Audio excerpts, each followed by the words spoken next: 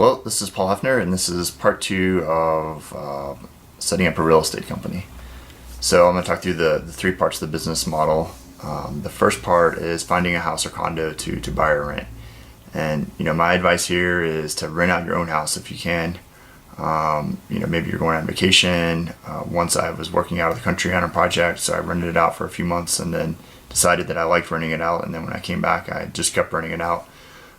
Stayed with friends, and I was traveling for work, so it was a super easy transition to having that property being rented. The main advantages for renting out your own house or a duplex or something where you live in half of it is that you get better interest rates from the mortgage company because it's less risky because you're right there, so it's easier to manage. You also get better tax breaks. If you live in the property for 2 of the last 5 years, you basically don't have to pay capital gains up to $250,000 if you're a single person, or if you're filed jointly with your spouse. You have up to $500,000 that you don't have to worry about for capital gains. So there's a huge advantage for having it be your own property. The next part of sort of finding your own, or not finding your own house, but finding a place, is to talk to a lender. So if you're going to buy something, either you're buying a new house for yourself, so you can rent out your old one, or you're looking for to buy a property specifically for rental income. I would say talk to your lender and see what they can offer you, what you can afford. There may be things you weren't aware of, that maybe you can buy a more expensive property than you think, or you can buy a less expensive property than you think due to your debt to income ratio, or to what the current situation is with sort of how tight the mortgage companies and the banks are. But I would say just talk and see what they say, and then I would start selecting a new house. And this is where I want to spend some time. I think there's sort of 3 different strategies you can go after based on sort of your risk tolerance and your sort of management tolerance, I guess. So we'll talk through those 3 different options. So the first one, is you can sort of go on the low end of, housing, and go towards sort of lower income families. These are great properties for cash flow. They usually cash flow quite a bit. Sometimes you can get multi-units, and so that helps a lot. The downside of it is that you will probably spend a lot of time managing the property, collecting rent, and you also may limit yourself a little bit in terms of the property appreciation. So, unless it's sort of just on the outside of an up-and-coming area, the low-income area still may stay a low-income area, and it may not appreciate as much as some other housing. But the cash flow is huge. So if you take that cash flow and you can buy another property, and then you can buy another property, then you can really grow your business that way. The second one is to look at a condo or sort of a really easy property to manage. I think condos are like this because there's basically no yards to worry about, and everything's sort of taken care of in terms of the homeowner association fees or things like that. So it's very low maintenance. Usually people who are renting out the condos are want to live near downtown or live near where the condos are, so they have good incomes. And the people that I have in condos pay me every month on PayPal, and I basically am not involved. I spend about 5 minutes a month managing the property, which is super easy. The downside is condos also may not appreciate in value as much as other properties. There's lots of condos that are in a downtown area. So they're always building new ones, so it's tough to see a whole lot of appreciation unless there's something that changes. If you have a condo in a mountain village, that's sort of a limited resource. So that might be a better way to invest in a condo. Sort of the third area is to invest in an up and coming area, or like I already said, a vacation home. The reason I like these is there's limited resources available. So if you want to live in a certain neighborhood or want to live in a good neighborhood, there's only so many of those resources available, and the prices go up on those because people want to live in a good neighborhood, and people will pay a premium for housing. So obviously it depends on the area or the city and the state you're investing in, but that's something that I would consider, because then you can get more appreciation in the property value. The downside is you may not have as much cash flow, and if for whatever reason you have a vacancy, the bill may be quite high that you have to sort of foot while you're renting it out. And one of the reasons I stayed away from this in the past is I sort of had this myth that sort of expensive or nice homes, if people could afford, say, $2,000 a month in rent, I don't know why they wouldn't just buy a house. But over the course of time, I've realized that that people do need to rent homes. Maybe they're moving to a city and they don't know the area that well, or maybe they're just moving to a city for a year for a certain internship or a program, and because of that, they're not going to buy a house, and they really need to rent a house, and they'll even pay a little bit of a premium to have a nice house to live in for that year. So I wanted to make sure I dispel that myth, because that's one that I sort of didn't invest in as many high income areas and more in the condos and low end income area, because that's where I thought there was more money. So basically, my recommendation when it comes to housing is to try to find something that's going to appreciate in value, or to find something that's going to cash flow really well and reinvest that cash flow to grow your business. So you sort of have to make that decision of sort of how much management you want to do, and sort of the risk you're willing to take. Your realtor, whoever you set up with, will have lots of other feedback as well.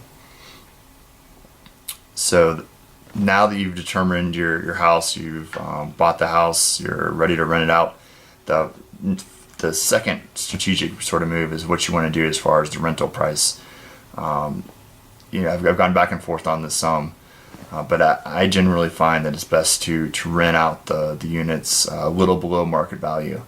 I do this because, one, there's lower vacancies because it's a better value proposition for the customers, and the real kicker is that people stay longer. So my tenants, in my low-income properties have stayed 5-7 years, and when they're staying that long, there's no vacancies. I get referrals. I once had a murder in one of my units, and basically within the same sentence where one of my tenants told me that somebody was murdered, they said that they knew somebody else that wanted to move in, which was a great relief for me, because I wasn't sure how hard it would be to rent out a place after somebody was murdered. And I'd heard stories before where that type of thing happens, where people think the neighborhood's not safe, and other people want to move out. But this was the complete opposite, that the girl who was renting it out was getting such a good deal that she said, "Oh, I know somebody else that wants to get a good deal on this property as well," regardless of how safe it was, or the fact that somebody was just murdered. So that's a huge asset, to have people stay longer and to get referrals. I've had many referrals in my different units. So that's just one thing to think about. Obviously you can try to rent it out higher, and you can always lower the price and see where the sweet spot is. But that's something I would consider doing, is keeping it lower and then only raising it in between tenants. I've never raised any prices. I know other people that have, and usually the tenant leaves, which then requires vacancies and other things like that. So it's it's an interesting game to play, and it could be considered part of operations, but I like to keep it separate as sort of your overall strategy when you're thinking about do you want to have an easy property to manage, or try to spend more time on it. So then the third part of the business model, where sort of the operations come in, is managing the property. So the first step is to fill any vacancies you have and get tenants. I typically use Craigslist to do this because it's free. I've been doing properties long enough that I used to use newspaper ads, and especially for certain properties, newspaper ads work better, because the people who were interested in renting, may not have had access to a computer, or then this was in the olden days, I guess. But now I think everybody uses Craigslist, knows what it is, and it's a good free service to use. When I schedule the showings, I usually schedule multiple people at the same time. So I'll list an ad, say on Saturday, or I'll post it Saturday morning on Craigslist, and then I will get all the responses, and then I'll call them all back, and I'll schedule it in the afternoon. So somebody will call and say, when can I see it? And I'll say, let's do it at 3 in the afternoon. And then everybody that calls that day, I'll schedule them for 3 in the afternoon, and then I'll show them all at the same time. So it saves you on taking trips, and two, it makes it seem like a more popular destination. I've had, that happen where there's multiple people there and multiple people want to rent it, and then I basically rent it to whichever tenant I think is going to be the best tenant and able to pay on time, and I can sort of use that as sort of not really a credit check, but as a step to select the best tenant. The next thing is, sometimes I'll use my current tenant to show the unit as well. I do this a lot with my condo, and I'll sort of incent them to show it, and it'll save me from making trips out there, and then I can sort of talk to the person on the phone, but they get to see the unit without me having to go. So that's a huge time saver there. I mentioned background checks earlier, so I don't do background checks. I know a lot of people would recommend to do them, but in my lower income properties, I know that most people would fail the background checks, so I don't even sort of spend the time. And then I've had sort of through my other policies of collecting rent and evictions, I use the same process in my sort of nicer houses, and I don't have any problems that, all evictions are a problem, but no major problems that a background check would have necessarily helped with. So that's my advice. Obviously, you can do background checks if you want, but I tend to think that through security deposits and the eviction process, that there's it's not as much value in the security check or background check as you would think. As far as the rental agreement, I just use a standard rental agreement off of the web. You can just download one. Next part of management is repairs. So things break all the time. I don't think I was prepared for how much stuff would break. Everything from sewer lines, which can cost up to $6,000 to sort of get in there and get permits from the city to drill down and repair them, to roofs, to doors, to anything you can imagine. My advice is to get a contractor to help manage these, and eventually you'll have a list of different people you can call, so that you get the call and you just call somebody else, and then you're not dealing with the headache. I also had a lot of fun fixing some of the repairs myself, and doing it with some of my friends, or even my dad and mom helped out with some stuff. It was a lot of fun to sort of learn how to do some of those repairs that you might not normally do on your own house or different things like that, but you can sort of experiment on a rental property and learn some good skills and have some fun doing it. So the next part is collecting rent, and this is one of my parts of my business where I spent the most amount of time. I think I drastically underestimated people's willingness to pay rent, especially in some of the low-income areas. I had all sorts of excuses, from the checks lost in the mail to people trying to pay, and coupons, 50% off, buy one get one free cheeseburgers, or whatever they had to try to pay down the rent. My advice is to the more you can stay on people, know when they get paid, and actively collect the rent, the better off you'll be. I've given people prepaid discounts, so I'll know that people will get a tax refund check in February, March, so I'll give them an option to pay 3 months and get 10% off. You can do things like that, or you can do whatever else you have in mind.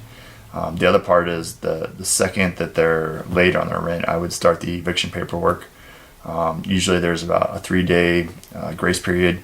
So even if they, it sort of gives them 3 days to come up with the money. And if they don't come up with the money, then you can sort of continue the eviction process. If they do, then, I think that the getting the eviction notice helps sort of get people motivated to pay. Evictions are, almost inevitable, with lower income properties, and I think you just have to know the situation.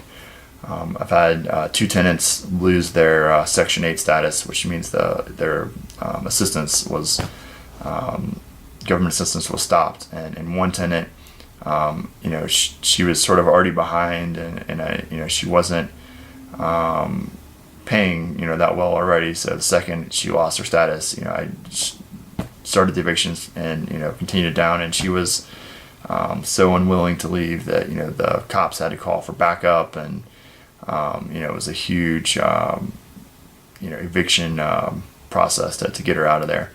But the knowing the situation, made it go as quickly as possible. I think the whole thing ended up taking about a month and a half, maybe. So it's good to know that. I had another tenant lose their government subsidy, and I just decided to try it out to see if she could come up with the money, and she has come up with the money and has been doing it for many years since then. So you really have to just know the situation and know the tenant. The other thing when it comes to rent, like I said, this is where I was spending a lot of my time on my lower income property, and I ultimately decided to try out a management company, and this is something you can do for any property. I think it makes the most sense for lower income properties where you're spending a lot of time collecting rent, because they're basically, the management companies are incented based on the amount of rent they collect. The one I use gets 8%.